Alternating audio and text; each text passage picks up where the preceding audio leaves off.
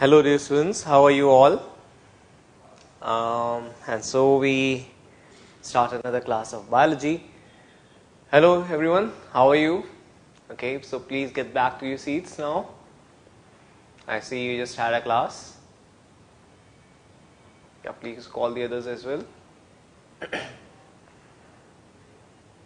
Alright. Centers, please report your attendance and we'll begin right away. Please get settled down quickly, dear students. I can see you are having your break. I hate ruining your break. I don't want to ruin your break, but I believe I have to start anyway. Okay, so please settle down quickly. All right. Okay, so I can see most of you have taken your seats. All right. So what we did in the last class, we had discussed about the various morphological features of the angiospermic plants. And by angiospermic plants, I mean to say I want to talk about the root, I want to talk about the stem, I want to talk about the leaf. Then I want to talk about the flower, then I want to talk about the next developmental stage of the flower, which is the fruit, and inside the fruit is the seed. So we are going to discuss everything that we can discover by our naked eyes, not by the microscope, and that will be included in the morphology part. Alright, so I have to continue from where we left. I'll give you a very quick recap. I had asked you about the first most important part of the angiospermic plant, the flowering plant, and that happens to be the root. Why the root? Because root is the part which anchors the plant firmly in the soil. Okay, because without the root, root is the first structure, first organ to develop in a new plant. Whenever you germinate a seed, what is the first thing that comes out? That is the radicle, and radicle gives rise to the root. So that's about it. So we had discussed a lot about root. We had discussed about the zones of the root, the meristematic zone, the root cap, the region of elongation, the region of differentiation or the root hair zone. So these are the various zones, and I based on that I gave you some extra knowledge about some various things, like there are normally the root cap is only single, but the root cap is single, and exceptionally, because biology is the science of exceptions, exceptionally the root cap can be of multiple types. Okay, sorry, the root cap can be multiple. Multiple root caps are found in Pandanus odorifera, which is a very sweet smelling and sweet tasting compound. Whenever you add the extract of this root, it's called kevda in Hindi or kevra in English, and everything becomes like, because of that sweet aromatic smell, it stimulates taste glands, produces more digestive juices, more saliva. So it's a very important food additive in Indian sweets, of course. So multiple root caps are found in Pandanus, screw pine. Also, root caps are absent in floating hydrophytes. Those plants which are floating on the surface of water, they will not have root cap. Instead of that, they will have root pocket. Root pocket helps in balancing the plant on water surface. It is called a balancing organ. Root pocket, example is Pistia eichhornia. Eichhornia is also called the water hyacinth or terror of Bengal. It's a pest, it's a weed. Okay, it's very hard to control in the water bodies.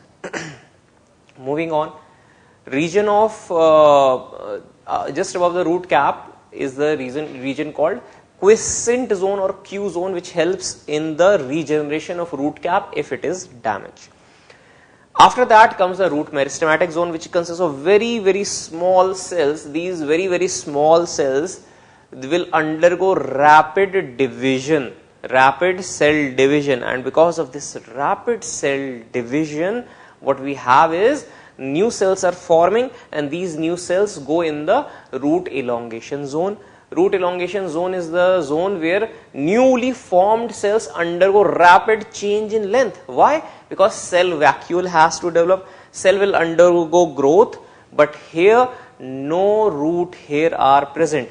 That means the cell is not fully matured. Alright. So root elongation zone is the place where you will not find any root hair. Also this is the region where maximum change in the length of the root takes place. After that we have the root maturation zone. This consists of fully matured cells, fully grown cells, differentiated cells which have totally become a part of the root. They have totally accepted their well defined function, okay, and they have become a part of the root. They will also have root hair. Either they will become xylem, either they will become phloem, either they will become cortex. I will show you what these things are when I cut a cross section in the next chapter, it is anatomy. Right now you just understand that root maturation zone consists of fully mature cells. These are regions of the root. After that I told you root undergoes many modifications. Modifications based on storage. So storage modifications of root are many types. Very important storage modifications of tap root are of three types: napiform, fusiform, okay, and conical. Okay, I told you it is found in Raphanus sativus, okay, fusiform, napiform in the turnip plant, and third is the conical, which is seen in the Daucus carota or carrot. Okay, then there is storage adventitious root, which is seen in sweet potato, Ipomia batata. Alright, then there is moniliform root, then there is fasciculated root, root seen in Dahlia, moniliform root seen in Momordica Karela, bitter gourd, and also there is another few kinds of roots, but these are the most important ones. Next we come on to the after root we have storage modification. We have the root modification for breathing, for respiration, and for respiration we have special root which is called respiratory root or pneumatophore.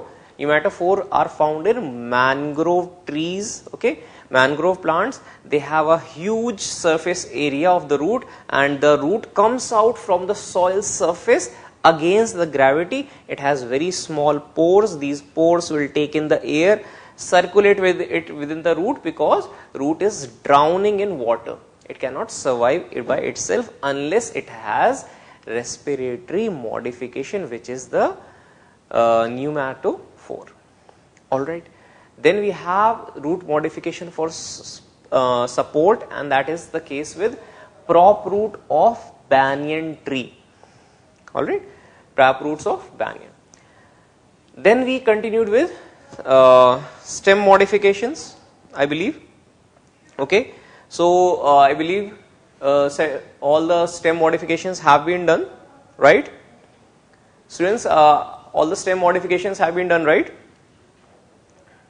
Okay, so you remember these stem modifications that I told you? You remember these stem modifications? I told you about the three types of stem modifications that we have.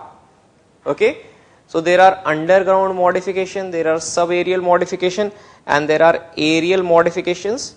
Everybody remembers these? Okay, so aerial modification we have, I'll just complete it: tendril, thorn, okay, and then we have cladode and bulbil.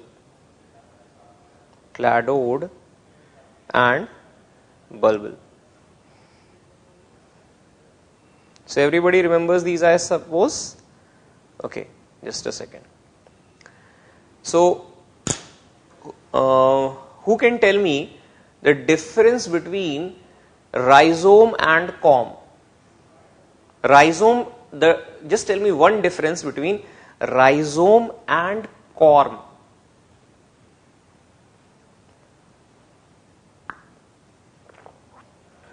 Please, students, can anybody just tell me? I just need a single difference. It's a very minor point. It's going to be sufficient. All right. So, what is the just simple one difference between rhizome and corm? Anybody? Okay, I am just waiting for your answer. I'll give you a minute. Rhizome is found in ginger. It is found in turmeric. Bulb is found in the case of onion and garlic. Corm is seen in many plants like colocasia is a very good example. Okay, and it's also seen in Crocus sativus. Tuber is seen in also some many plants like the most common example of tuber is potato. Okay, potato tuber. All right. Then we have all right. Rhizomes grow horizontal. Yes, very good, very good.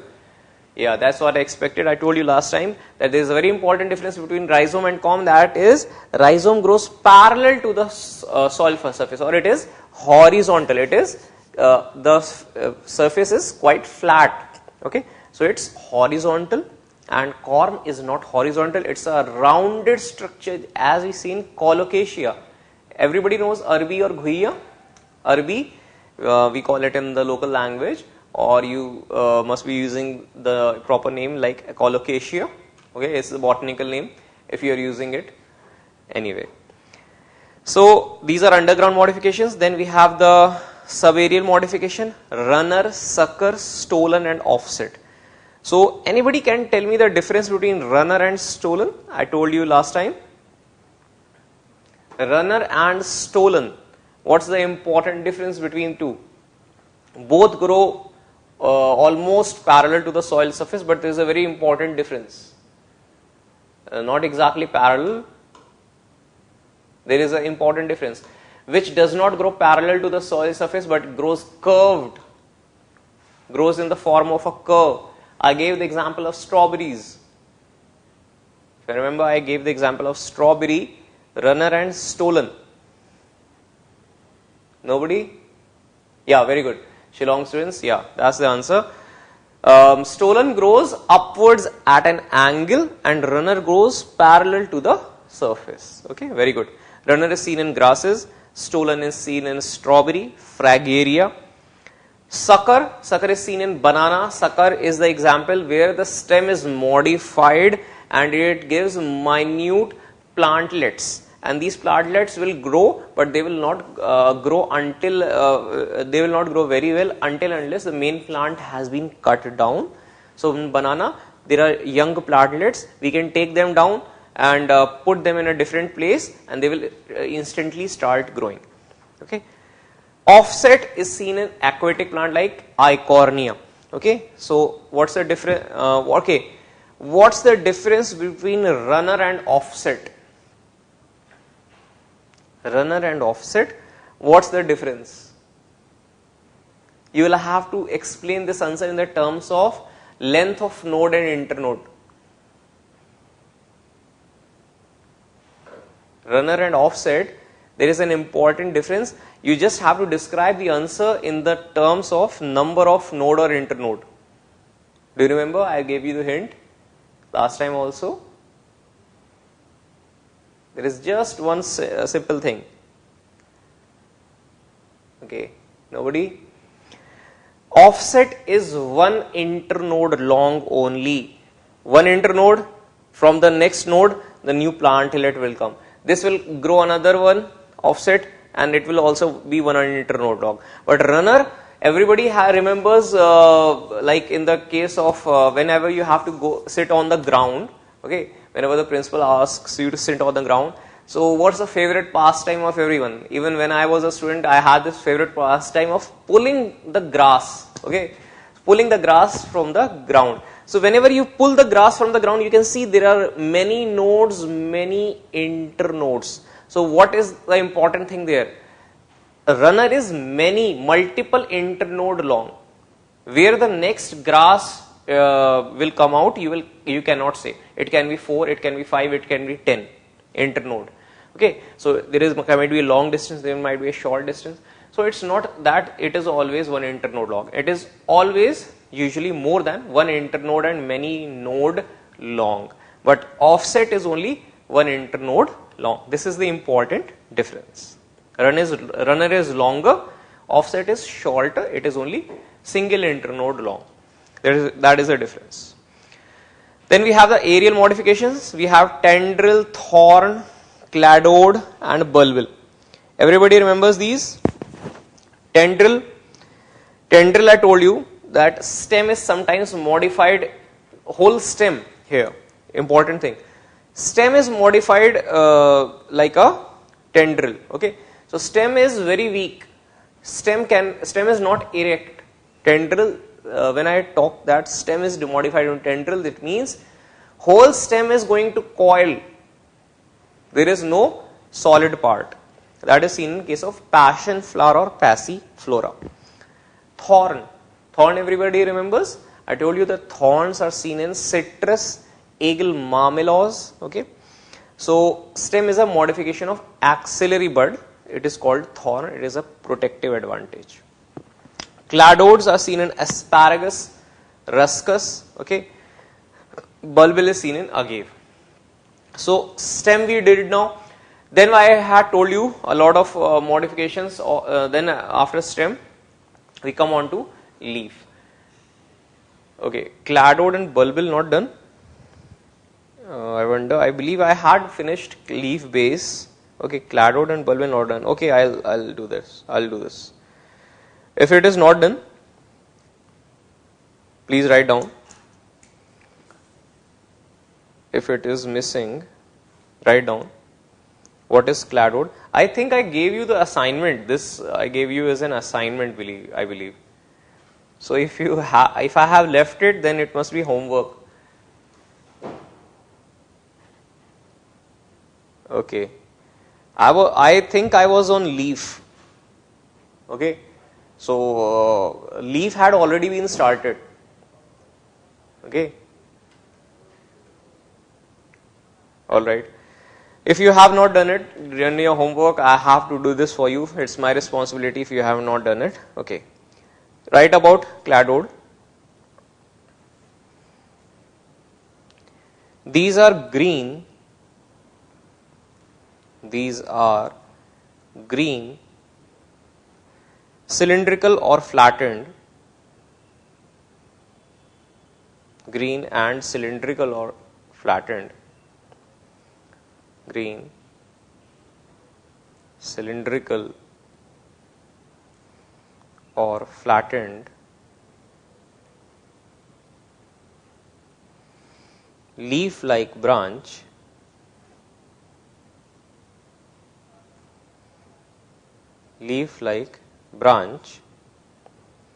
of limited growth.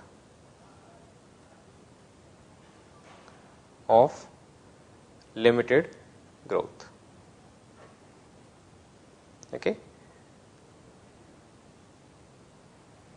And there are two examples. First example is ruscus. Okay. So what happens in case of ruscus? I will draw the diagram. Okay. In the case of ruscus, what happens is, this is the stem modification. It's looking like a leaf, but it is not a leaf. It is stem modification. Okay. And flowers are born on it also. You can maybe draw a flower or two here. Flower is very small.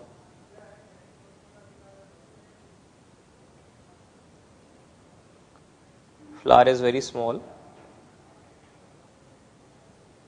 Okay. All right.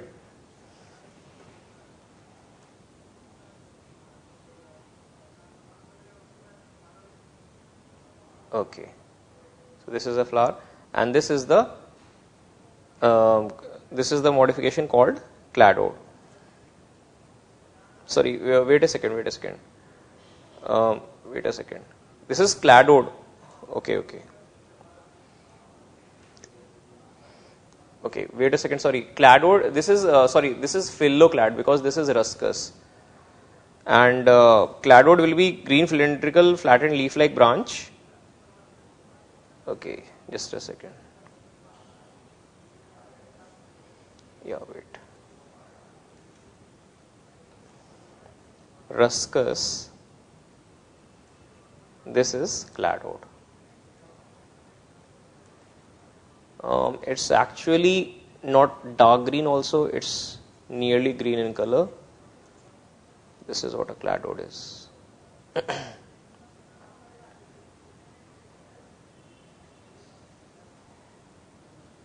Okay, this is a flower.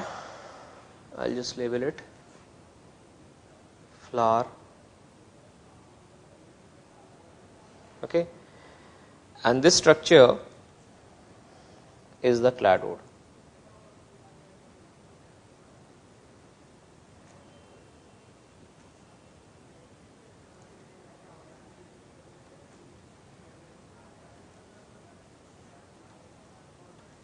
This structure is the cladode.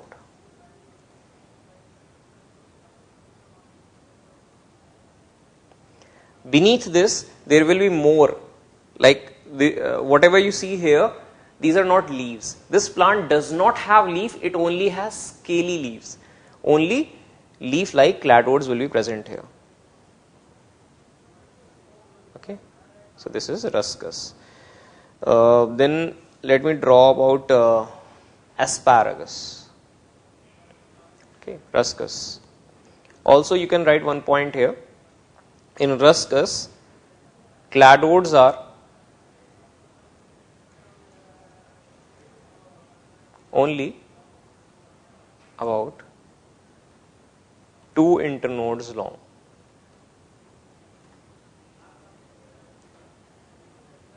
This means there will be a node in between 2 internodes. Okay, and it is also photosynthetic. Photosynthetic in nature. I hope you have drawn it by now. Then let's come on to asparagus. Asparagus, I should draw it like this.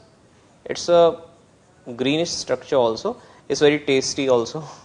It almost tastes like a very soft baby corn, but it's not an accurate description unless you have eaten it. Just want to compare it to something.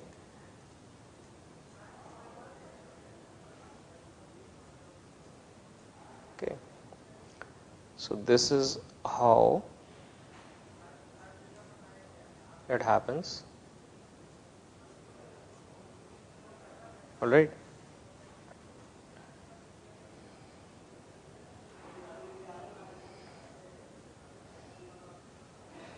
And what you see, these are the scaly leaves. Scaly leaf. Okay. And this is the cladode. From here, one node to next node. This is the cladode. One internode long. One internode long. This is the case of asparagus. It is also photosynthetic in nature.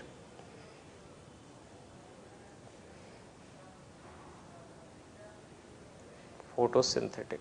It's green in color, so it will be photosynthetic. Okay.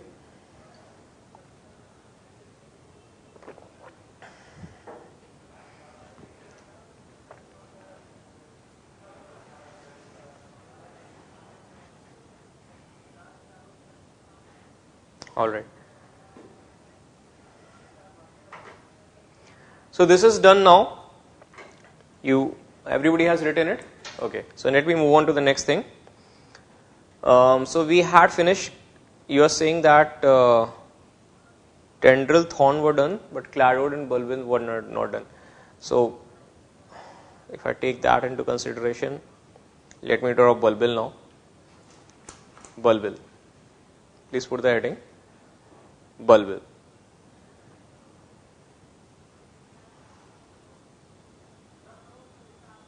Okay. So you can write about bulbil. the description first. Bulbils are modified birds, and these birds are either vegetative bird or floral bird,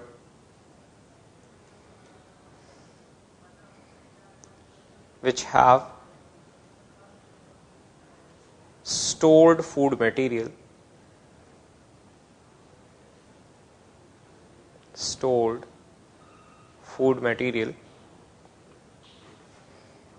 and help in vegetative propagation.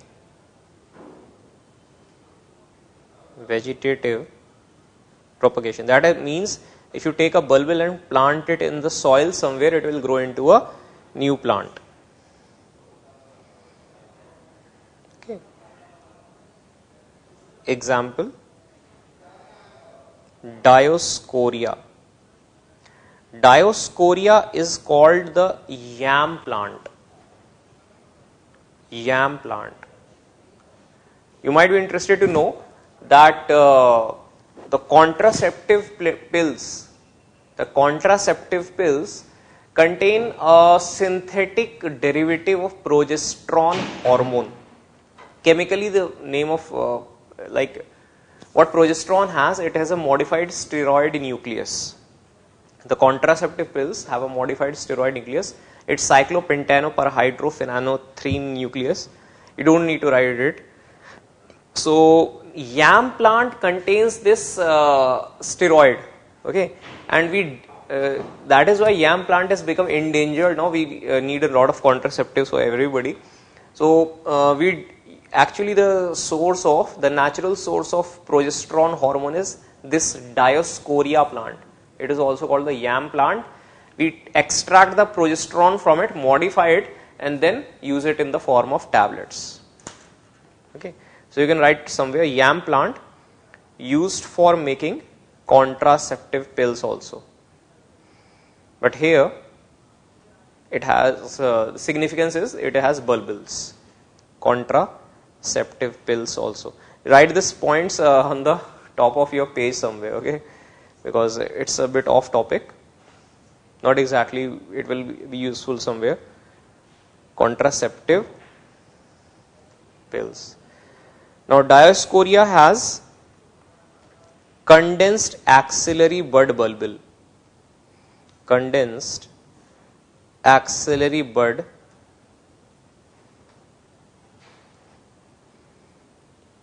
bulbil.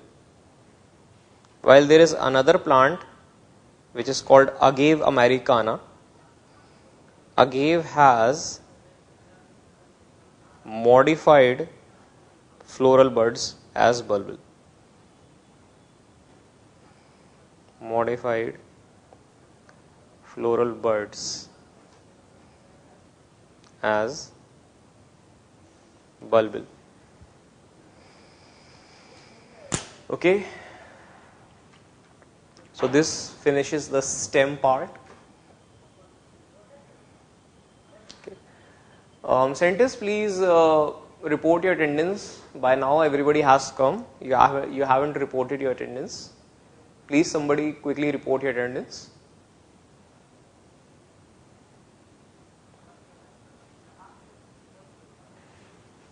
Yeah, I forgot to ask also. Okay, 13. All right. Shillong, besides Shillong, Senapati, please report your attendance. Okay, Senapati, only one. All right. Yes, okay. All others also, please report your attendance. Okay. Thank you. Okay. So now we have finished this. So, okay, I believe I was on leave in the last lecture.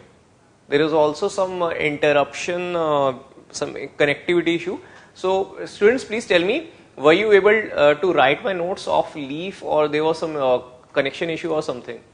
Because I believe I was on leave. If I haven't done leave, I will start after STEM. I will start from leave. Otherwise, I will start from the simple, compound leaf, everything else. I believe I gave you the notes for leaf, simple leaf, compound leaf, leaf base, petiole, lamina. Just check your notes because I believe I had finished it. And like cladodes and bulbil I gave you for homework. Okay? Alright. So then after this stem modification, I told you about leaf. Okay? Please see the lecture because in the lecture I also saw that I was on leaf. So correct me if I am wrong. Okay? I have no problem in revising it. I'll just be very quick with it. Leaf.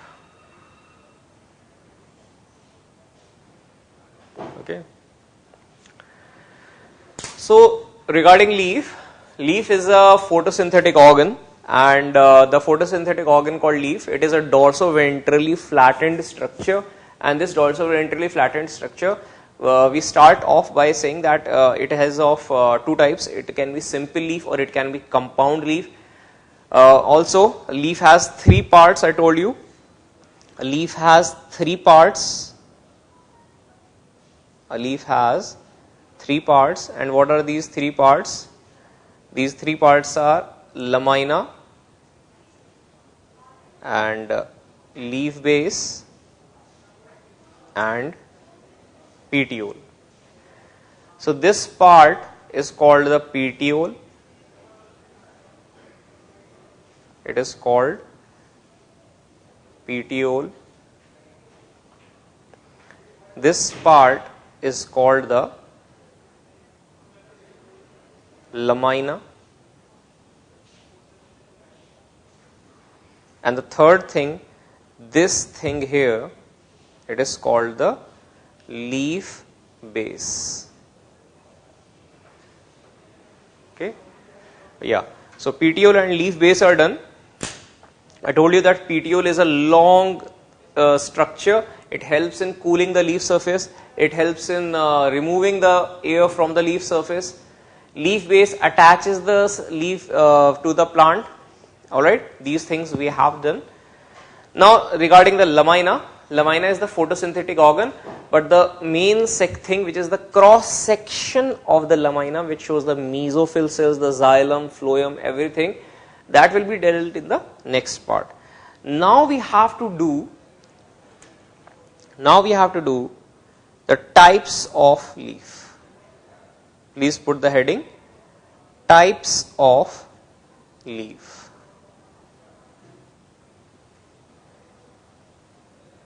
And there are two main types of leaf we are going to talk about, and these types of leaves are simple leaf and compound leaf. Simple leaf and compound leaf.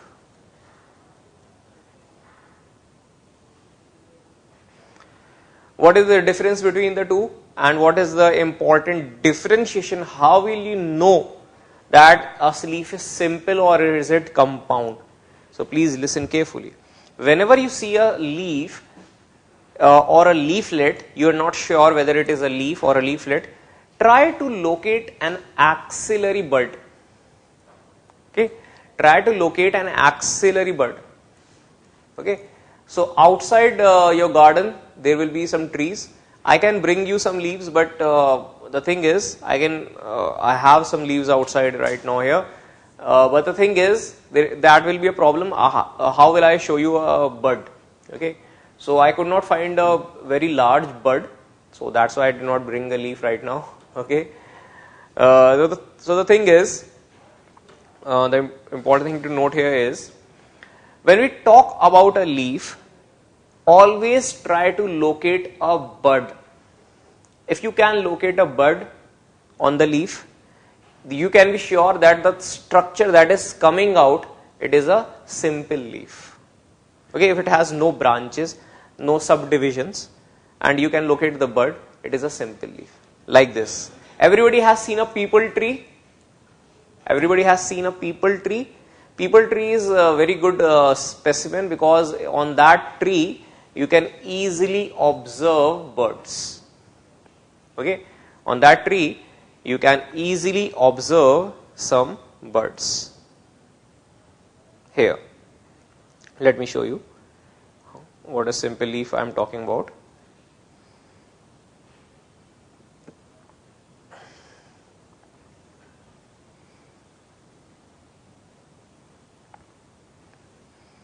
Okay,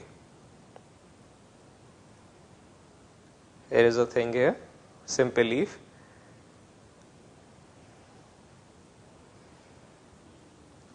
There will be a very large bud on a peepal tree.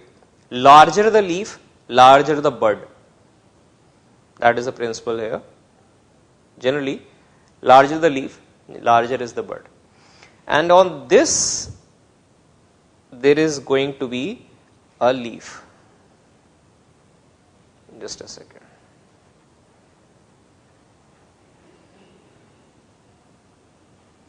There is a long petiole coming out from here, and from that there is a very large leaf coming out. This is the case of peepal leaf. So everybody remembers this kind of leaf, right?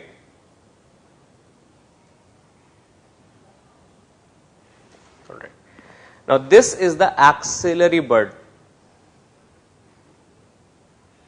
Axillary bud. This is the axillary bud, and this is the leaf base, and this is the leaf. Everything out above the leaf base, petiole, lamina, that means it is the leaf. So this is a simple leaf. Another very good example of simple leaf is mango tree. Mango tree, it has a very good specimen of simple leaf. Here the base of the leaf is also very swollen. It is called pulvinus, and on that there is a very long leaf, which is the simple leaf, which is the simple leaf.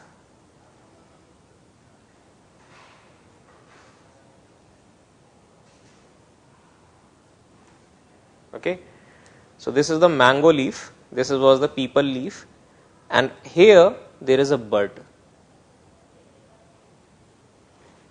Okay, mango leaf. Okay, whenever the base of the leaf is whenever the leaf base is swollen, it is called petiole. Sorry, pulvinus. It is called the pulvinus. In people, you can see there is no pulvinus. Pulvinus is not found in all plants. Whenever the leaf base is swollen, it is called pulvinus. Swollen leaf base.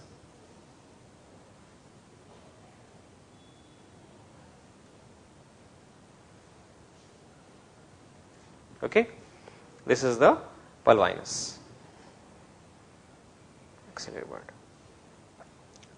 This is the lamina, this is the petiole, everything you know about it. This is the ficus religiosa or peepal leaf. Ficus religiosa, mango is Mangifera indica. Now what is the difference between simple and compound leaf? Watch carefully. Everybody has seen a neem tree, rose bush, or a gulmohar tree. Okay. On these trees, when you see carefully on the branch, there is a leaf coming out. But how does the leaf look like? In the case of neem, there is a long leaf.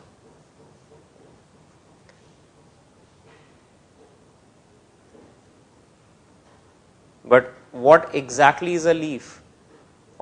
Here, you are seeing many small leaves, smaller leaves. Are these leaves or are these leaflet? Actually, this is a leaflet. This is a leaflet. How will you prove this is a leaflet and not a leaf? Because there is no bud in its axil. If this was a leaf, there should have been a bud here, but there is no bud here. Okay, everything got erased. Okay, just a second. There is not a bud in this place, but actually bud is present in this place. Here is the axillary bud. So this whole structure, this long leaf, okay, which has many leaflet, it is a single leaf, and because it has many subdivided small leaf-like things, it is called a compound leaf. I'll explain further. This is a compound leaf. Compound leaf of Azardiracta indica or neem. This is an axillary bud. I am just writing AB in short of Azardiracta indica.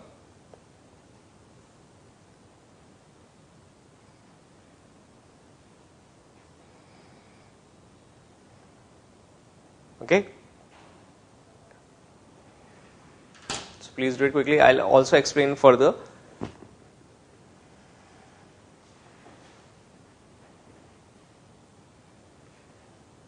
Students, I hope student at the front, okay, from my right, and you will be from your side on the left. Are you feeling okay? I hope you are not sick. I know the weather is bad. I hope you are okay. All right. So, yeah. If you are feeling unwell, please ask your coordinator. You can take a rest. Okay. Please do not strain yourself so much. Okay. Or if you are just sleepy, okay, just bear me for just about 1 hour. I'll leave you in about 1 hour 15 minutes exactly. Okay. Just bear with me for some short time. Okay. All right. So let's continue. So this is a simple leaf, and on the right side this is a compound leaf. Now how do you differentiate further? The thing is, in the case of Ashok tree, the leaf is like this. In the case of Ashok tree, the leaf is like this. It has a wavy margin. The leaf is long and it has a wavy margin. It has a wavy margin.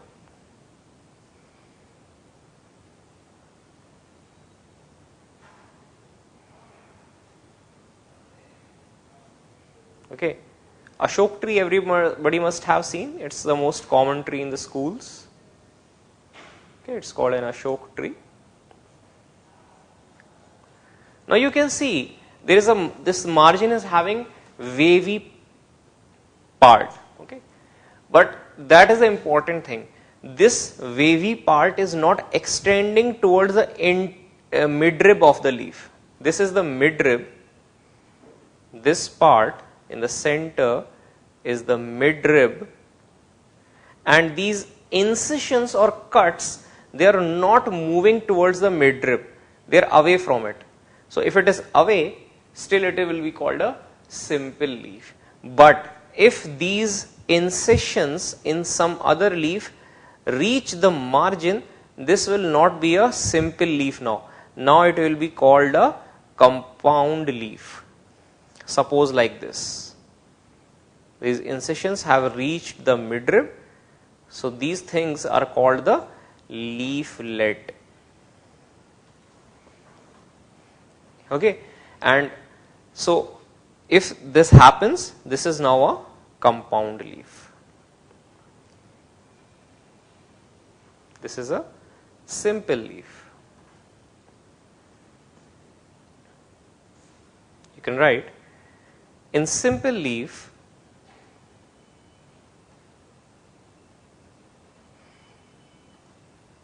the incisions or cuts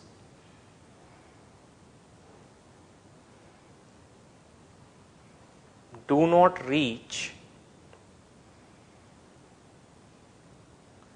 the margin of the leaf.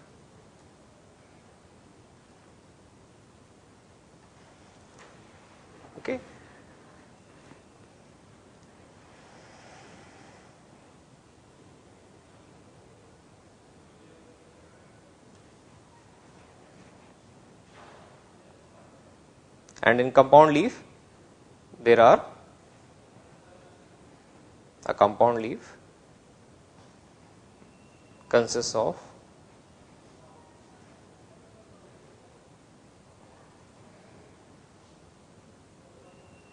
smaller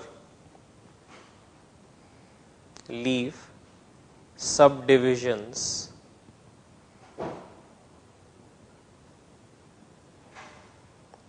called leaflet. Okay. All right. Okay.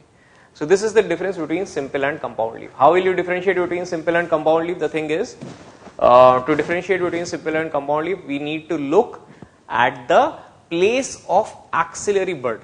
Wherever the axillary bud is coming out, leaf will be present. Okay. And if there is a single lamina, that means simple leaf. If the lamina is divided into many parts, it means it is compound leaf. Okay. All right. Let's move on further. I can see many people are getting bored. Maybe I need to finish this faster. Okay. All right. My bad. Next, we need to understand the difference between types of venation. Okay. So, what is venation? Venation means the pattern of arrangement of veins. Just a second, please. I forgot to mention about types of compound leaf. There is another thing I need to do. Wait a second. Types of compound leaf. Types of compound leaf.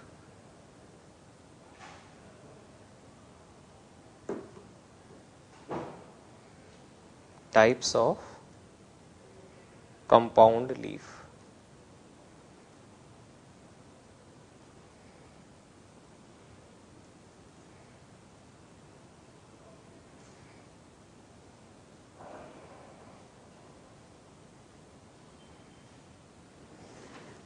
Okay. So when I talk about types of compound leaf, there are two types of compound leaf. A compound leaf has many leaflet, but now the difference is, where are the leaflets coming out? We need to see where are the leaflets coming out from. So just a second. Just a second now.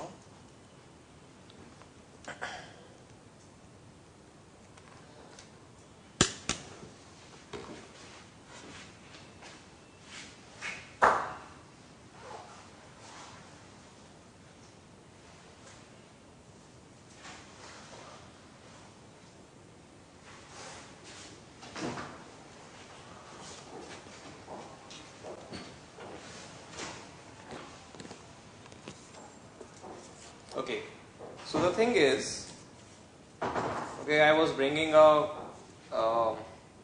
compound leaf. Alright, so it broke down anyway. So this is a Belpatra leaf. It's used in religious ceremonies by Hindus. Anyway, what I want to show you here, this is a tripinnate compound leaf. Okay, these are three leaflets. These are actually three leaflets. Actually it broke down during transportation, but it's okay. I hope you get the idea. So all the three leaflet, okay, they are coming out from a common thing called, this is called the midrib. This is the midrib, and they are coming out from this. I am just reattaching it from the point where it was originally attached.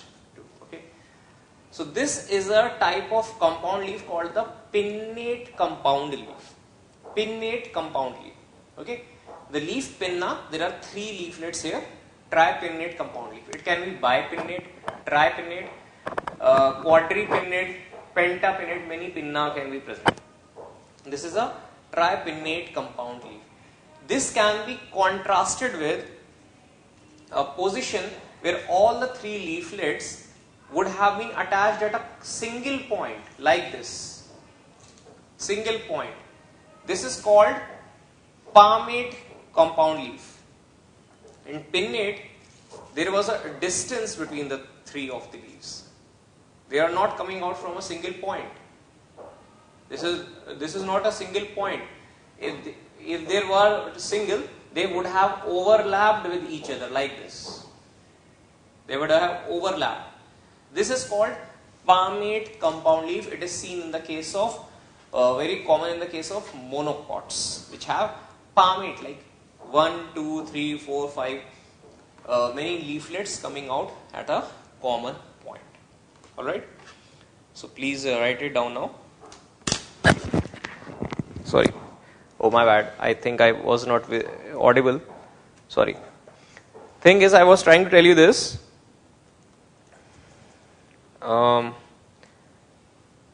This is a tripinnate compound leaf. My voice is audible to everybody now? Okay.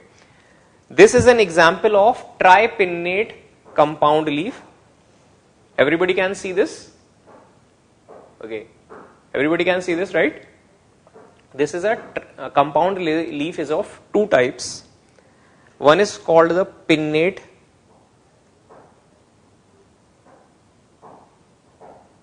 leaf. Other is called the palmate compound leaf. Okay. Pinnate. In pinnate, what happens is,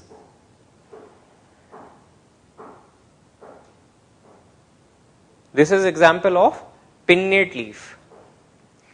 Palmate leaf is like this.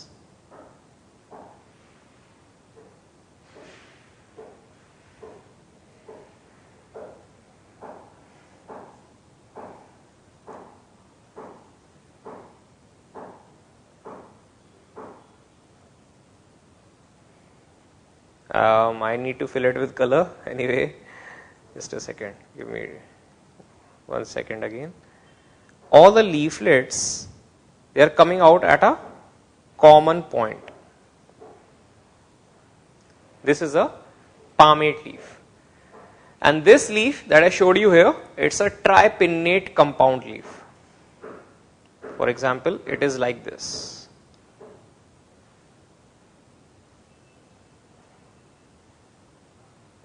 Okay. This is the tripinnate compound leaf. Okay. This is the leaf of Aegil marmelos or wood apple, or in Hindi it is called belpatra. Okay. So this is tripinnate compound leaf. For a palmate compound leaf, I will have to climb on top of a coconut tree or a palm tree and bring that leaf down, or I have to wait for the leaf to fall down by itself. Okay. Or I have to look for a smaller plant. Everything is not possible. Everybody has seen the leaves. So when you go on your way back home, try to take a look at 1 or 2 such leaves. Don't cut the tree down. Okay. Alright. So types of compound leaf, it is pinnate compound leaf and palmate compound leaf. So midrib is divided into many small leaflets which come out at different points. What happens in a pinnate compound leaf? Midrib gives out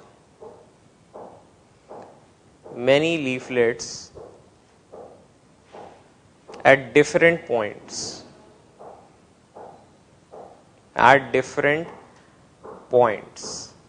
But in case of this leaf, you can say all the leaflets are attached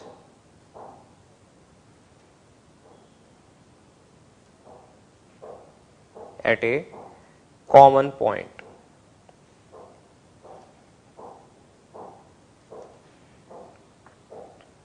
Okay. Alright. So example of pinnate compound leaf: neem, rose, Aegil marmelos.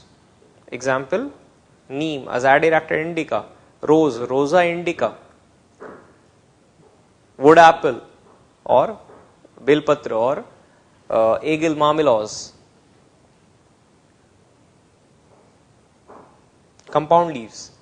In the case of example, palms, palmate compound leaf. Okay. Like Bhojpatra, Betula. Okay. Bhojpatra was used to write Tibetan inscriptions, all sorts of prayers and everything in the olden times. That is example of palm tree. Okay. So this is about types of compound leaf. Now put the heading venation, which is the pattern of arrangement of veins. Alright.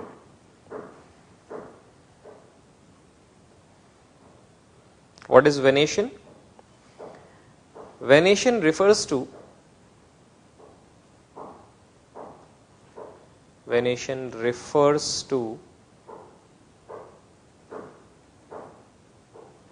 pattern of arrangement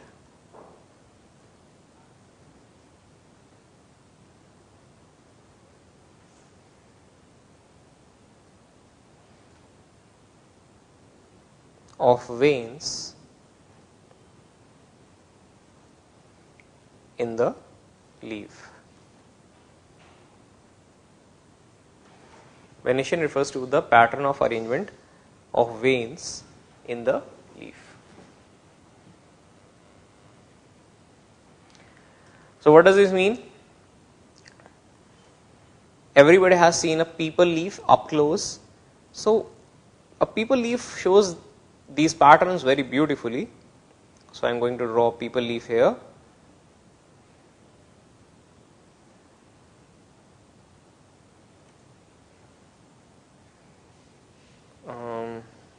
Like this.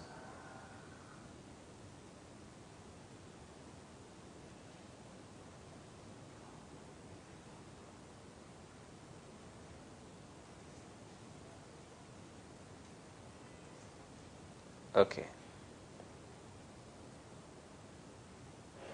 All right. So here the veins are arranged in a dense network like this. These are the main veins. Now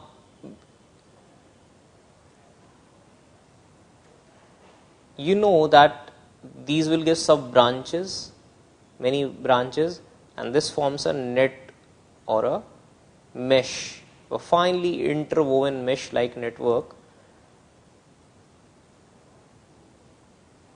Okay. And this is called reticulate venation. When all the veins form a fine mesh like network,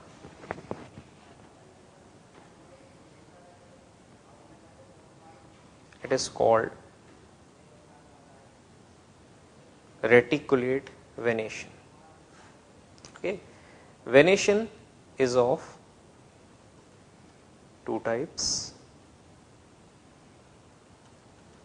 First is the reticulate venation. Reticulate venation. You can write it down here. When the network of veins forms a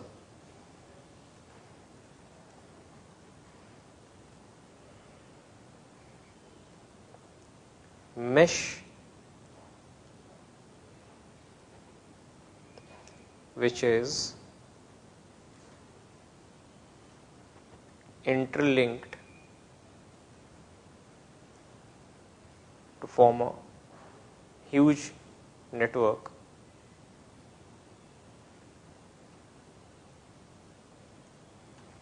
It is called reticulate venation. It is called reticulate venation. Okay.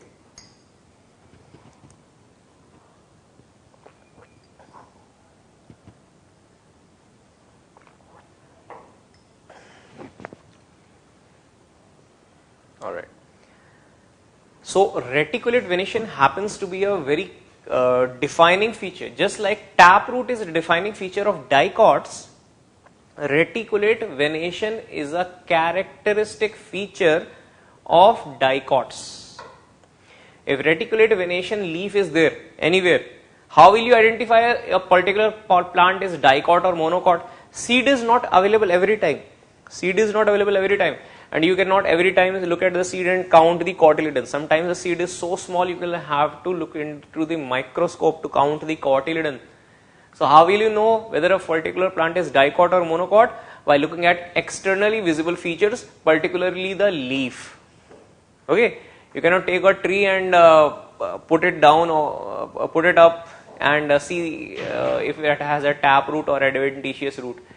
So everybody is not Lord Hanuman. So the thing is, the most easiest way we can do this is by looking at the network in the leaf. If the leaf is having interlinked network, it is reticulate venation, it is a dicot plant. If it has all the leaves have a network which is parallel, like banana leaf. If you want to tear a banana leaf into two, like this, it is very easy. Banana leaf tearing is very easy. Bamboo leaf, you take the leaf and try to tear it down. So it will go down perfectly in the form of a very parallel line.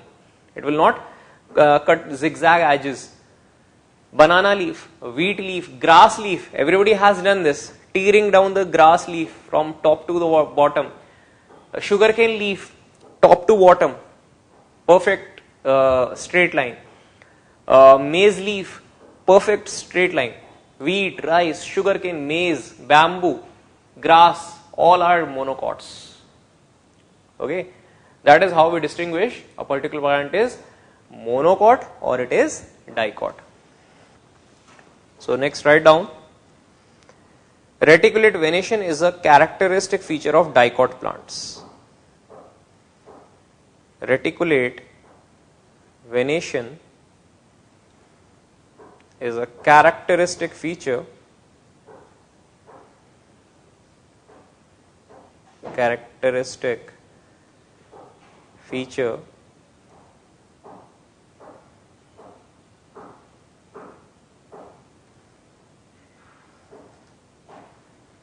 of dicot plants.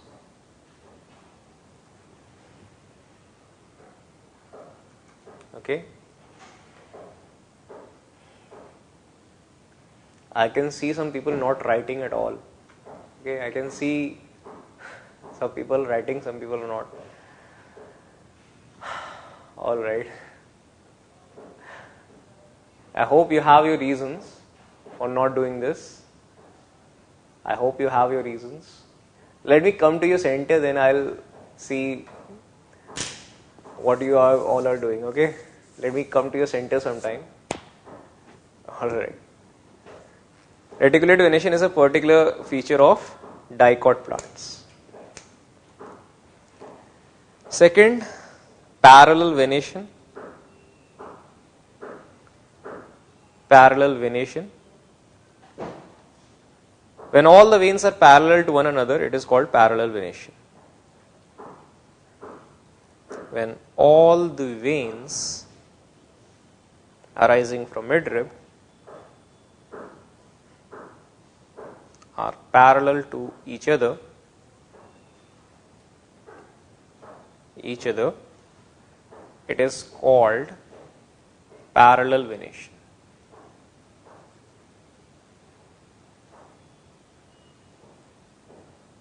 Parallel venation.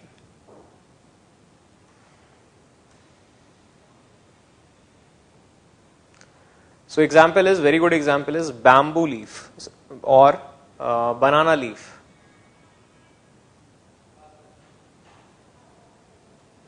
Drawing it is a bit tricky because the pen tends to move a lot.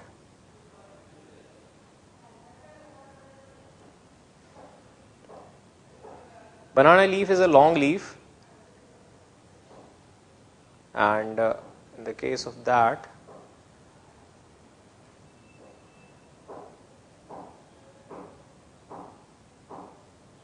this is the thick midrib, and from this midrib lots and lots of veins will come out, and all these veins are parallel to each other.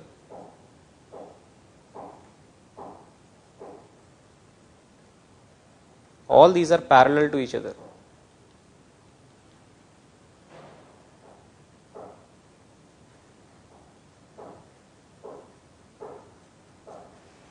Okay, so this is banana leaf. Bamboo leaf, straight, conical, and all the veins are parallel to each other.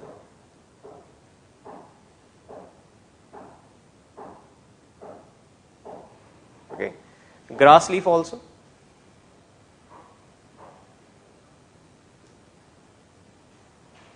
This is banana leaf. Bamboo. The name of bamboo is bambusa. The name of botanical name of banana is musa. So now you will write parallel venation is characteristic feature of monocot plants. Parallel venation is characteristic feature of monocot plants.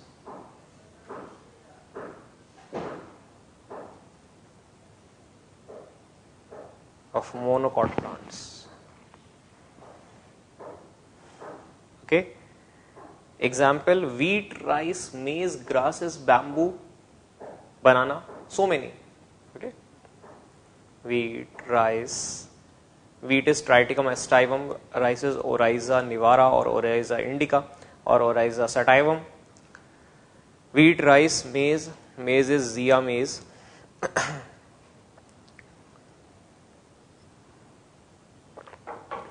Zea maize.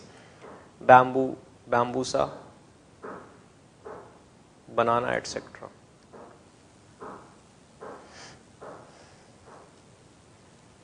All right.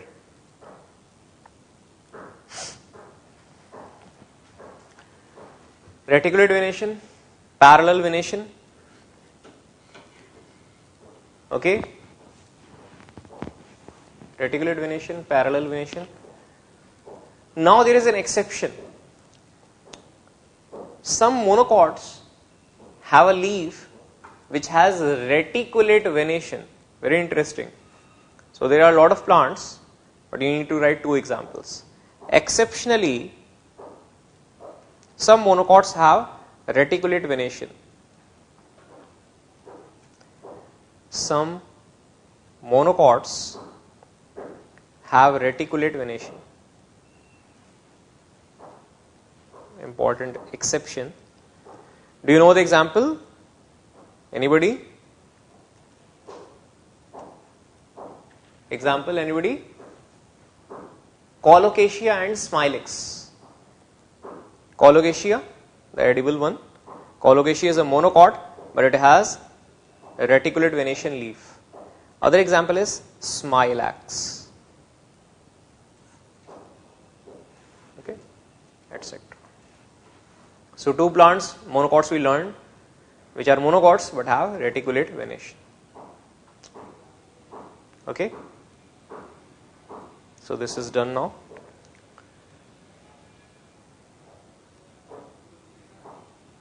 All right. Next, put the heading phyllotaxy. Phyllotaxy.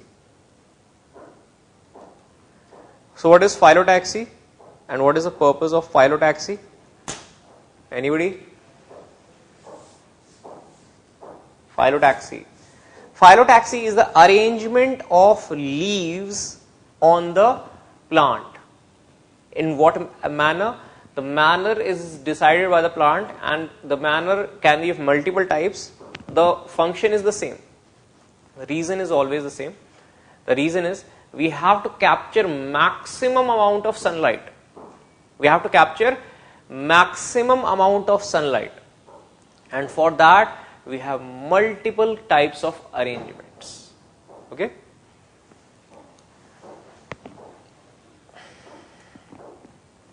arrangement of leaves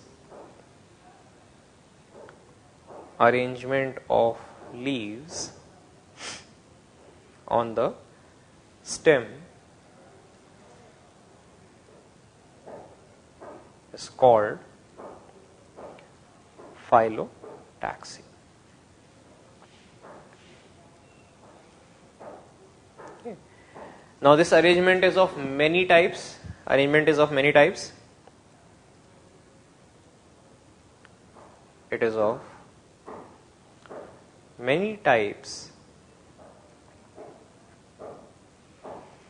such as one arrangement is called alternate arrangement. It is the most common, alternate phyllotaxy. So everybody has seen a hibiscus plant, China rose plant. Okay, most plants follow this pattern: one leaf here, another leaf here. Alternate arrangement. 1, 2, 3, 4, 5, 6. Okay. You can say leaves are arranged in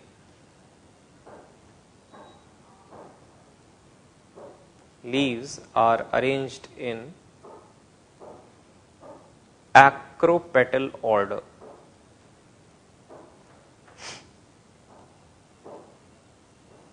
Acropetal order. Example: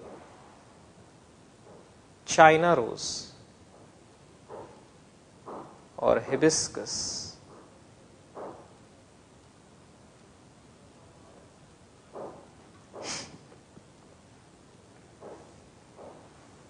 Okay. Second is the opposite type.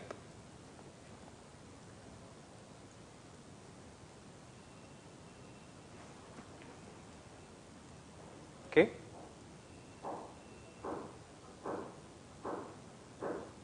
Opposite type.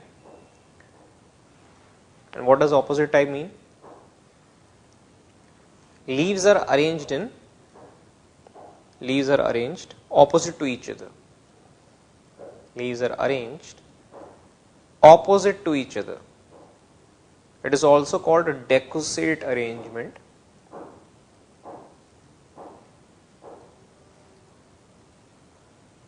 Opposite to each other.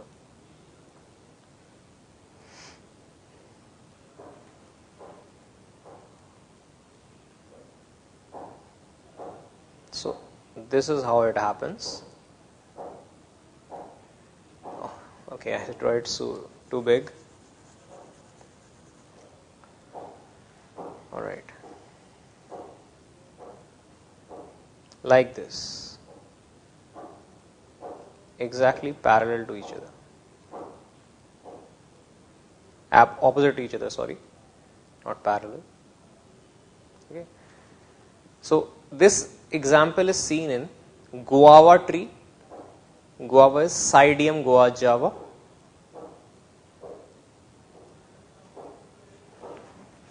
Guava.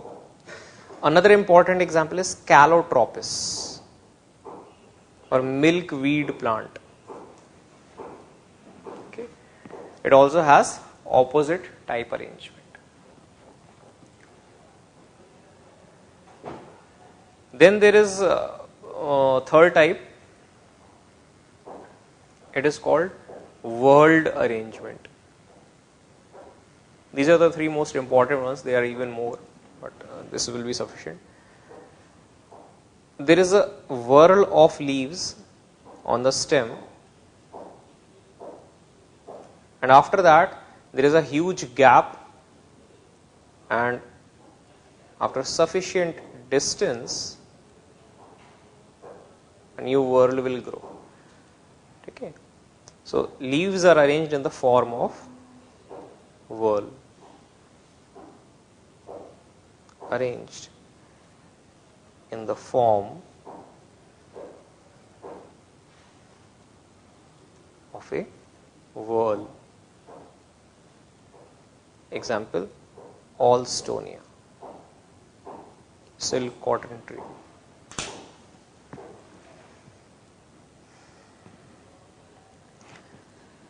Okay, alright. So only about 45 minutes remain till you gain your independence from me. Alright.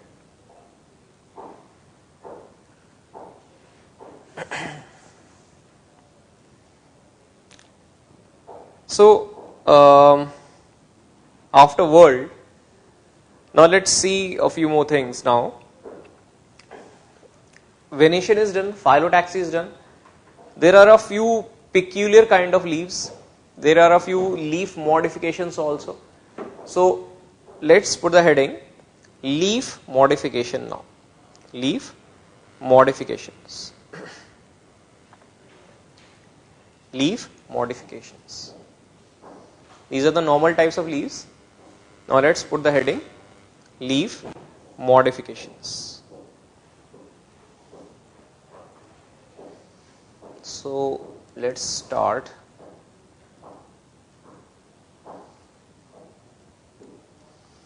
Leaf modifications.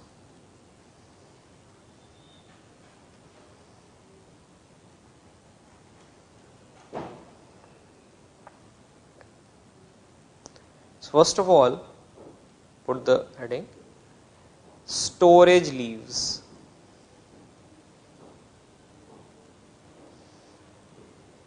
Sometimes leaves perform the function of storage. Okay, so we don't have to do long thing. Sorry, not a long description. We do not need to write any long description. Example, just write the example. It is sufficient. You can only always write that leaf are used for storing food materials. Example, leaves of xerophytes and succulents. Xerophytes and succulents. Succulents. Okay. Next, put the heading leaf tendrils.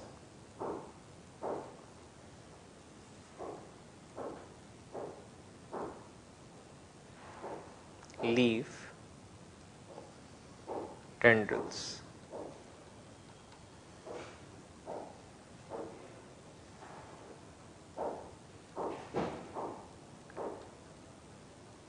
Leaf tendrils.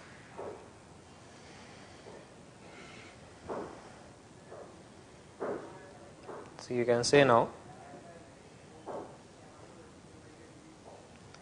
in weak stem plants,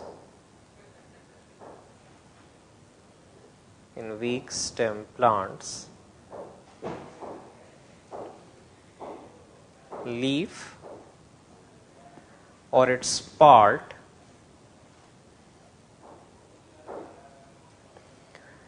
gets modified into tendrils. Tendrils are green, slender, thread-like structures, you already know. Tendrils. Okay. And tendrils know thigomonasty. They catch a support and they try to coil around it. Okay. So they catch a support, and because of auxin, they will show a spiral growth pattern by contact. Okay. Tendrils. Example, first of all,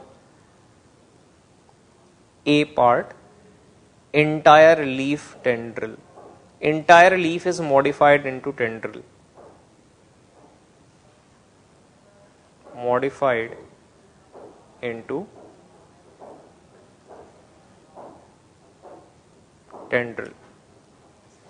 Example, lathyrus. Lathyrus causes a disease called a lathyrism, vitamin B deficiency. Okay, it's in plant areas where lathyrus grows, usually show infertile soil. Lathyrus is called wild pea. Eating this plant is poisonous. It causes a particular kind of vitamin deficiency or lathyrism. B you can write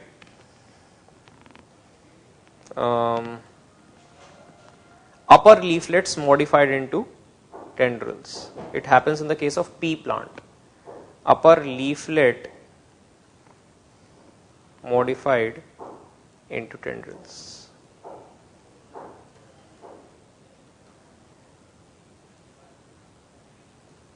Example, Pisum sativum, pea plant.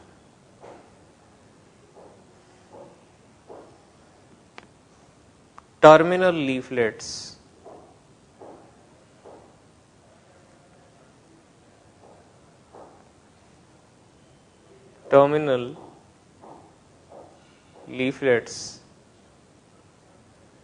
modified into tendrils. Example, Naravelia. Just name is sufficient.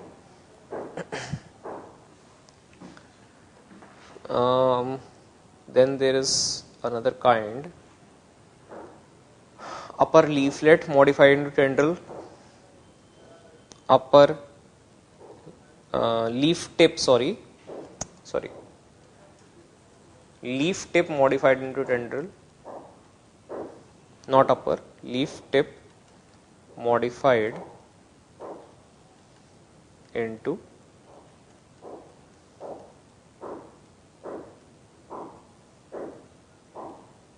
tendril. Example, Gloriosa, glory lily.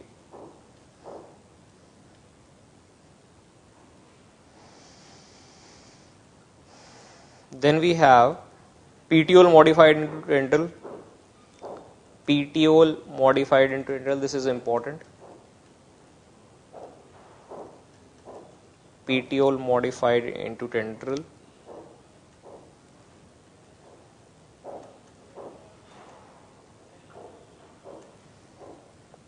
Example is Clematis.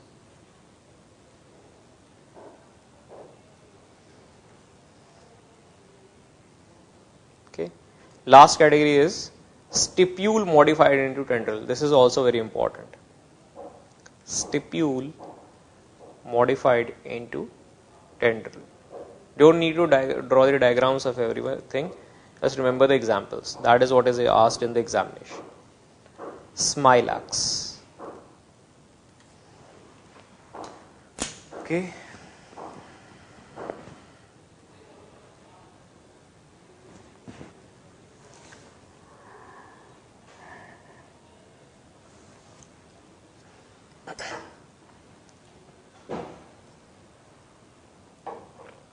All right, written it. Let's write now leaf spine, leaf modification, third type of leaf modification after tendril. It is leaf spine. Now what happens in some plants, the tip of the leaf or the leaf is modified into spine. Okay, so leaf is modified, either the full leaf is modified into spine. It is seen in the case of cactus. There are lots of spines there. Okay, so leaf is modified into spine in the case of cactus, or leaf tip is modified in the leaf spine in the case of yucca. You can say leaf can be fully modified into spines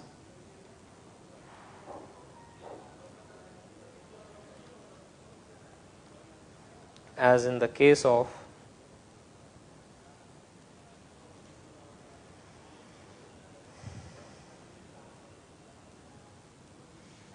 yucca, sorry, not yucca, opuntia.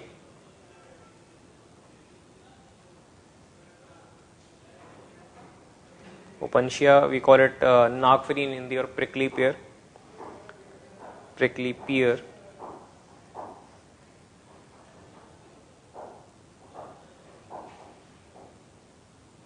okay, and leaf tip may be modified into spine, as in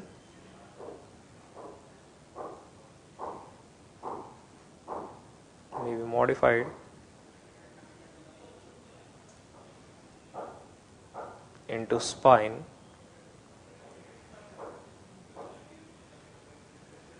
as in yucca. And also agave also. All right. Then we have to do another modification called fill load.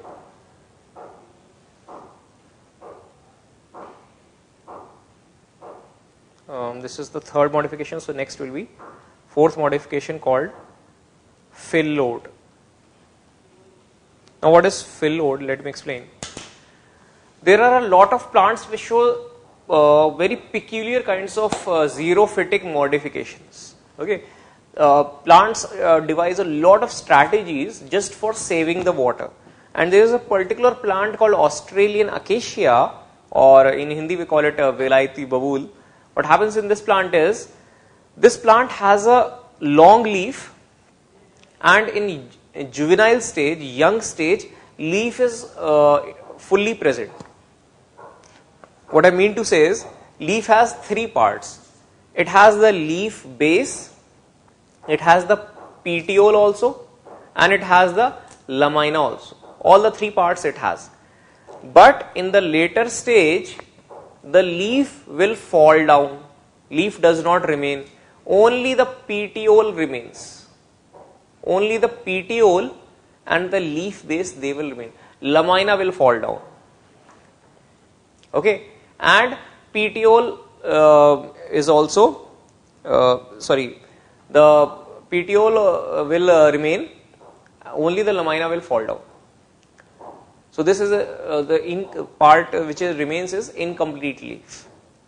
And here the petiole will expand to form a leaf-like structure which does not have stomata. All these are water saving strategies, and this is called the fill load. Okay, so let us write down. Fill load is very important. I must write it down. Fill load is very important. High probability of being asked in the examination.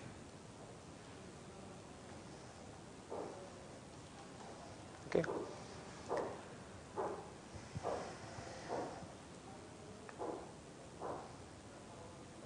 Okay, you can write here. In Australian acacia,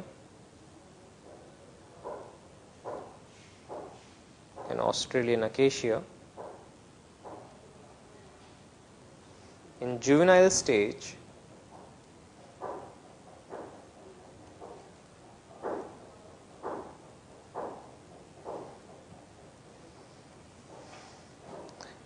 pinnately compound leaf develops. Pinnately compound leaf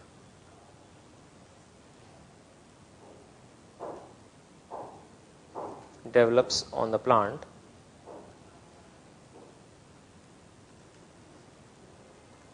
but with passing time, but with maturation,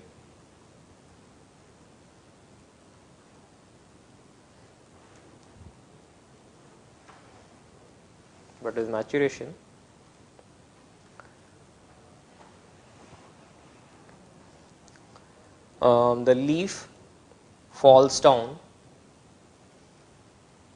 and petiole remains.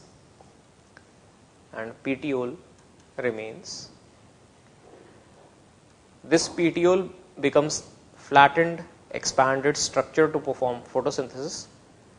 The petiole becomes flattened. If you are missing anything, if I am writing too fast, let me know. Becomes flattened leaf-like structure called fill load. leaf-like structure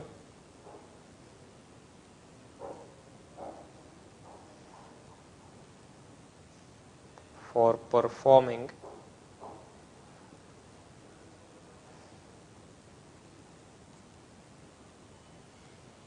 photosynthesis called phyllodes.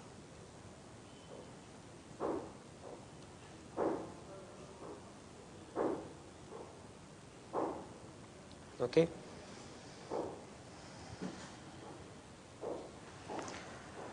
So there are about hundreds of species of Australian acacia and all have phyllodes. Every Australian acacia species has about hundreds of species. So that is why I am not writing the particular name, okay, botanical name. That is why I am not writing. It is called phyllodes. All right. Moving on.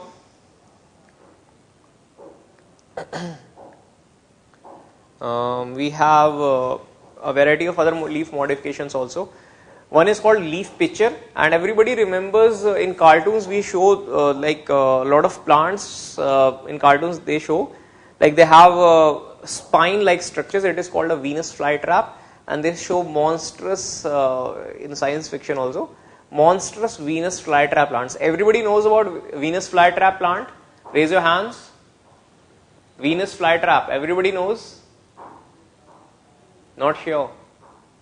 It's a plant where there is a long leaf, and whenever any insect steps on the leaf immediately closes, and it has spiny structures also, and the insect is trapped. The leaf secretes enzymes to digest the insect while it is still outside the plant, stuck between the two leaves. Everybody remembers now what I am talking about?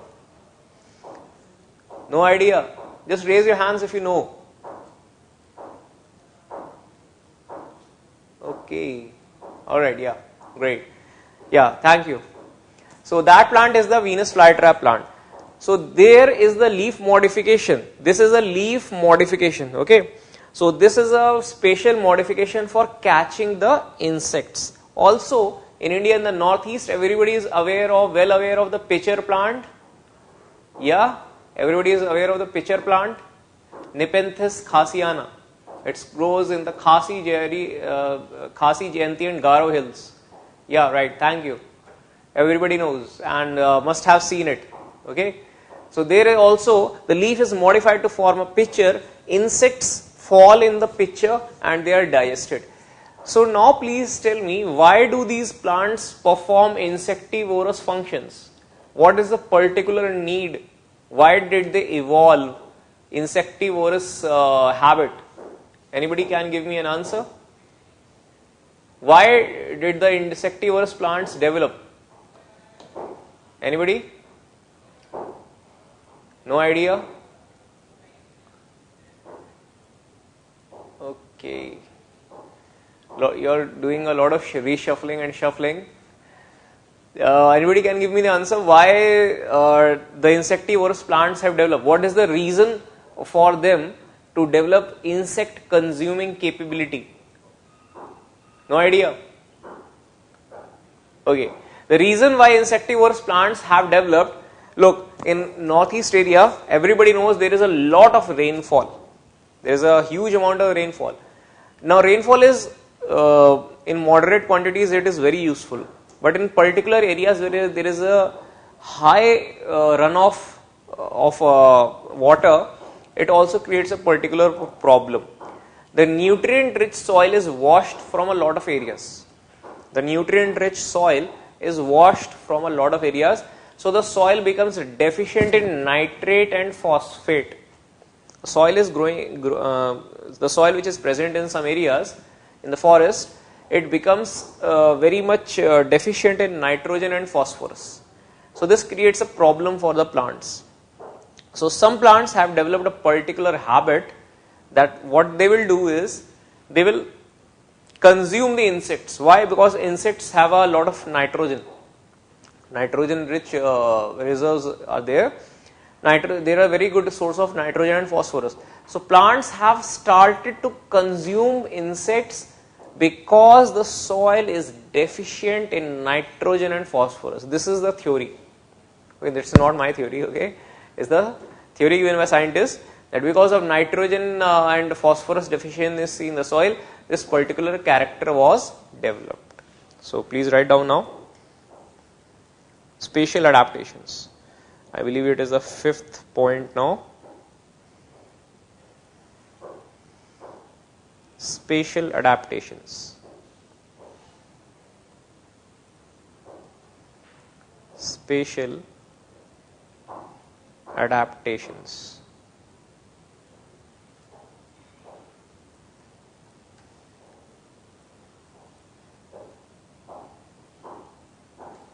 So you can write now here some plants have insect consuming capability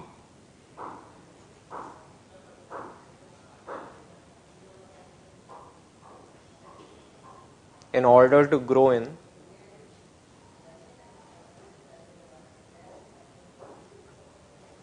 nitrogen and phosphorus deficient soil.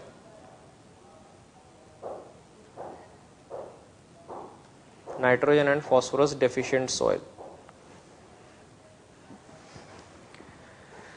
Example, you can write leaf pitcher.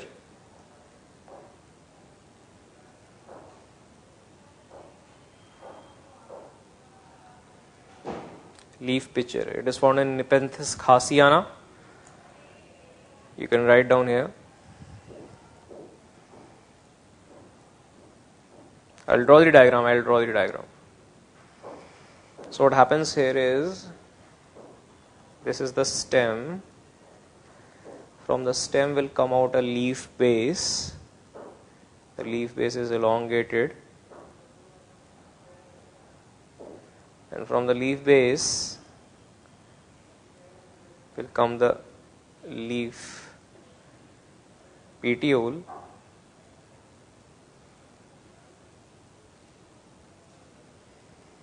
Leaf petiole. And this petiole, it will also undergo a coil like a tendril also.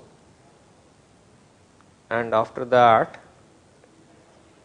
suppose there is support on some branch or something.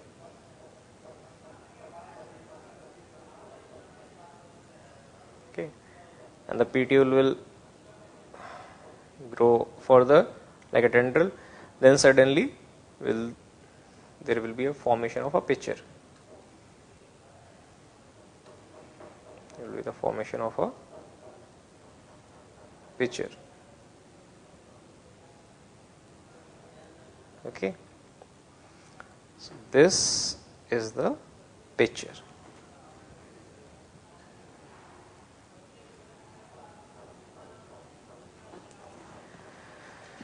This is the pitcher. Pitcher is formed by the lamina. Leaf lamina is modified into pitcher.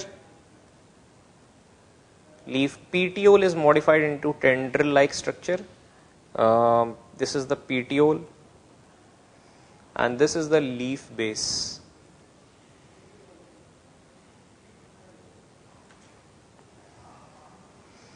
And there is a lid on the top. Because there is a pitcher, so there will be a lid also. And lid is formed by the leaf apex. You can write here on here, leaf pitcher of Nepenthes. Nepenthes. Okay. So what can the question that you can expect in the examination? What question can you expect from this? You can be asked that leaf pitcher is a modification of leaf lamina or leaf petiole. That is the confusing question that has been asked 4 years ago. Leaf apex is a modification of leaf lamina or leaf petiole. Leaf apex is the leaf lid is the Pitcher lid is a modification of leaf apex. Okay, so try to remember these small things. That is what is important here. Okay. Now there are other modification also, other insectivorous plants also, like Drosera, sundew, it has a different modification, and Utricularia, bladderwort, it has a different modification, but leaf pitcher is most important. Leaf pitcher is most important. Also, very important point, this leaf pitcher is for consuming insects. This leaf pitcher is for consuming insects.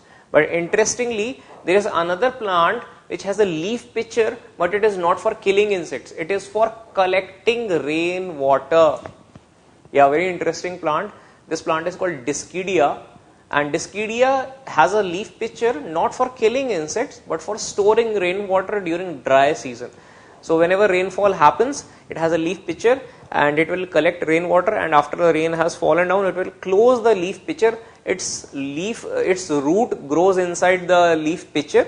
It will keep on absorbing water and minerals. So very interesting. You can write down Nepenthes.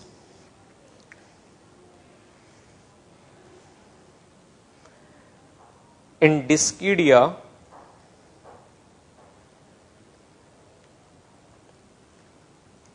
an epiphytic tree climber plant,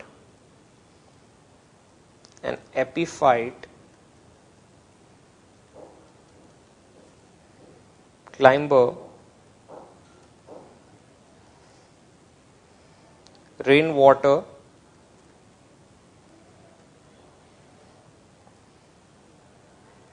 accumulates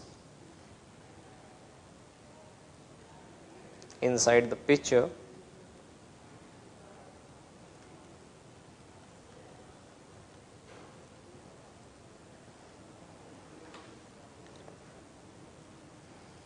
root grows inside the pitcher. Root of this plant grows inside the pitcher.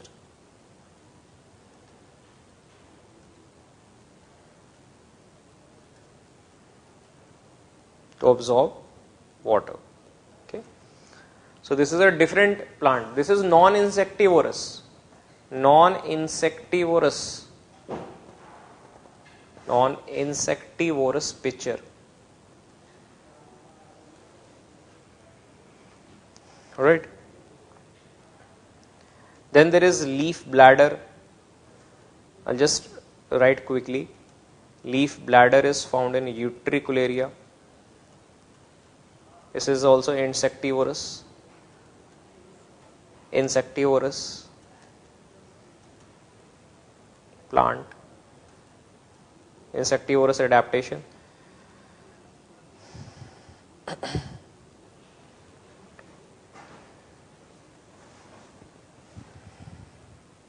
Okay.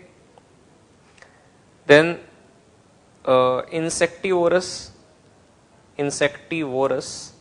leaf hair. Actually, they are sticky here in the case of Drosera.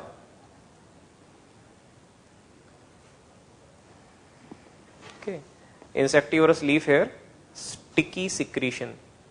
Insect is going to come and it is going to be permanently sticking to the leaf hair. Sticky hair, it cannot escape. It's a Fevikwik like secretion. Alright, so these are the different adaptations.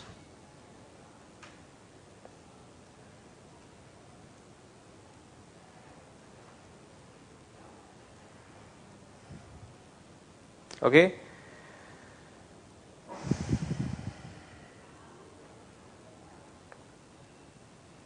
So this is all about leaf. Leaf, we have done leaf parts, types of leaf, venation, phyllotaxy, and the types of leaf adaptations. Now put the heading flower. Now please put the heading flower.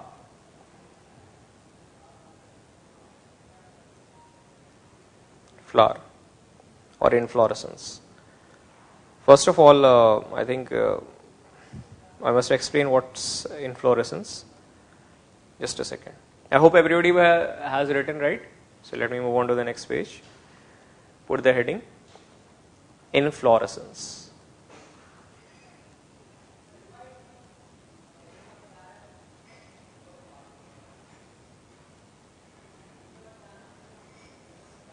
So what do we mean by inflorescence?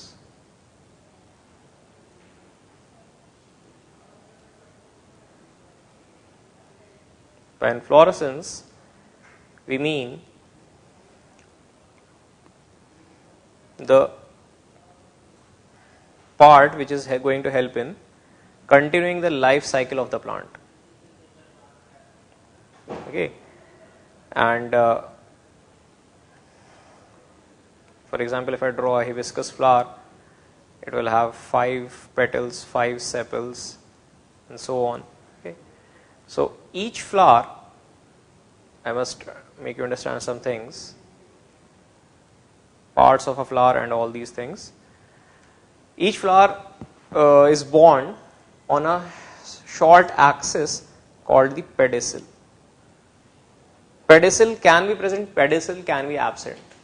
If pedicel is present, such a flower is called pedicellate. If pedicel is not present, it is called sessile flower. Okay. But what about the part on which the flower is growing? What about the part where the flower is growing? So when you go outside after the class, okay, everybody is too busy with ourselves. So when you take a lot of flowers are flowering at this point. For example, the flowers that I can count that are flowering, I can see some Tagetes erectus flowers, it is marigold, and Rosa indica, rose, it is flowering. Then we have Thevisia peruviana, the yellow canare. Then we have Nerium, the pink canare. A lot of flowers are flowering at this point. Okay, my point is. Now the thing is, when you take a look at these flowers, what have you seen? When you go to pick a flower, sometimes due to your carelessness or hastiness, what happens is we pluck a lot of flower buds also. Okay, when you're going to pluck a flower, sometimes by mistake you pluck a lot of flower buds also. So what does that mean? Everybody has seen a lot of flower buds coming out from the base of the flower. So that means that on that part where you are plucking the flowers, it does not have leaves. It does not have leaves. What there are small buds, a lot of buds, and all of the buds are flower buds. And this is a particular kind of shoot axis. It is called the inflorescence axis. What is the inflorescence axis? Inflorescence axis is the modified shoot axis or stem axis, and it bears flowers which arise from flower buds. Okay, so you can write down here.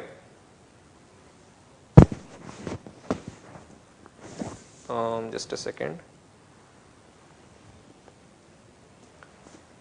What happened? All right, yeah. Inflorescence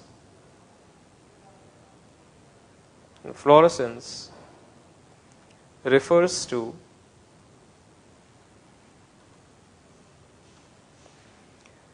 the group of flowers arising from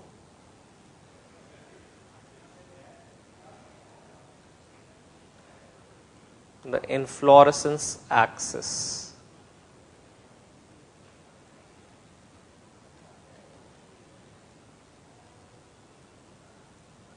Okay, inflorescence axis. So what is inflorescence axis or inflorescence? Inflorescence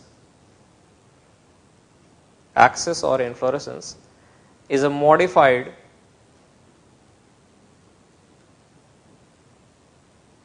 shoot meristem or stem meristem.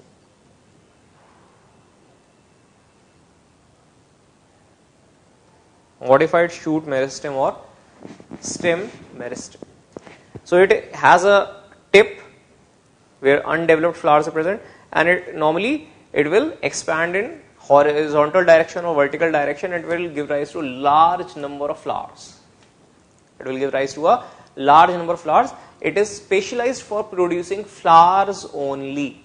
It is specialized for producing flowers only. Okay. So there are two main types of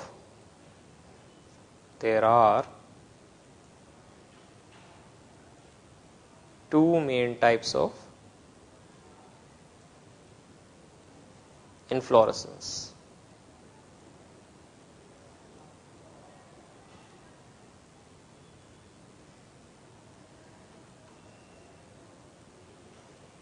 What are these types? One is called racemose, other is called the cymose.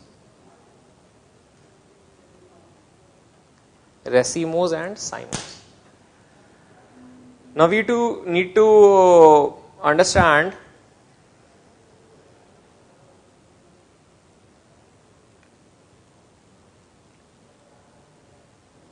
just a second. Yeah. Now we need to understand the difference between racemose and cymose. Everybody has seen a mustard plant. Mustard plant everybody has seen. If not in actual, maybe in the Hindi movies. Because Hindi movies are a big fan of, I think, mustard fields. They will always show the people dancing in mustard fields, right? Okay. So everybody has seen a mustard field. In mustard field you can see there is a long growing axis and flowers are present on both sides of the inflorescence axis. There is a particular type of thing that is attached to this inflorescence axis. What happens here is the shoot axis or the flower axis is indefinite growth type. It continuously grows upwards and it is going to divide and it is going to produce new flowers. This type of inflorescence, in which the inflorescence gives rise to new flowers continuously, old flowers are present at the bottom, young flowers are present at the top, and this arrangement is called the racemose inflorescence or indefinite growth type inflorescence. Old flowers at the base, young flowers continuously produce new flowers at the top. Okay, racemose inflorescence. The other type of inflorescence is the cymose inflorescence. In cymose inflorescence, it is called the definite growth inflorescence. Why? Because the oldest flower is present at the top. What happens to new flowers? New flowers will arise from the base, like this. One flower here, one flower here. After that, new flowers will arise on these side flowers. So it will undergo this kind of expansion outside. And in case of racemose inflorescence, expansion is upwards. Okay. So which plant will give high density of flowers? In which case of inflorescence will you see high density of inflorescence? Large number of flowers in a short area. Racemose or cymose? Come on, this is easy. If you see if I give you two flowers, two inflorescence axes, racemose and cymose, where will you see a larger density? Density means number upon area. Cymose inflorescence. Yes, cymose inflorescence. Because in racemose, the flowers are spread over a long axis. When you go to a florist, the most common flowers are gladiolus flowers. Gladiolus flowers are a long axis of flowers. Long axis. You put it in a glass of water and it will flower for about a week or so. For 7 days or 10 days, it will continuously give flowers. Okay. So oldest flowers are present at the base. You keep on cutting the old flowers are already falling off, or you take them out by yourself. And young flowers, which are present as flower buds initially, they will open up. Okay, so that is the thing. I cannot I don't think there is so much time as yeah. So I won't be able to discuss it in detail. So let's write a point about racemose inflorescence. Racemose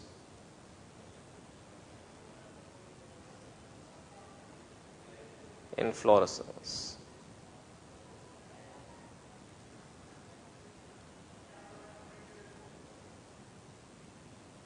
You can write here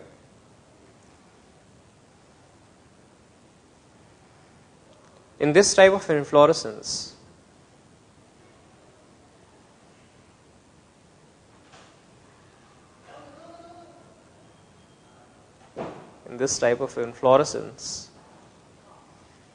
the main axis does not end in a flower.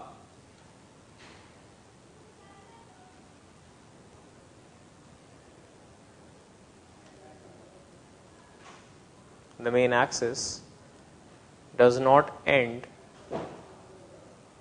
in a flower, but it grows continuously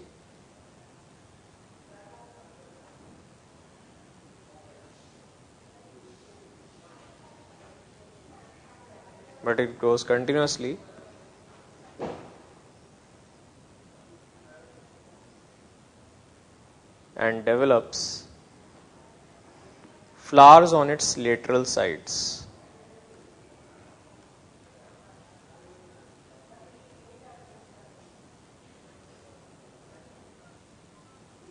Flowers on its lateral sides in acropetal succession. In acropetal succession. Okay. Example: mustard, gladiolus.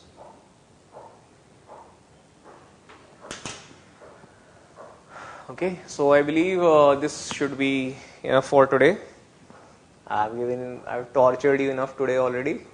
Okay, so many people were asleep or something. So I think this will be enough for you. I am already off my time. So thank you, dear students. I'll meet you in the next class, and in the next class I will also bring a lot of images. So we'll discuss the inflorescence, and we'll also discuss some leaves also. I'll give you a lot of examples, and you will have to guess it. And a few questions also I'll try to give in this week, by the end of this week. So wait up till Saturday. I'll be giving you some questions, try to solve them, and solve some assignments also.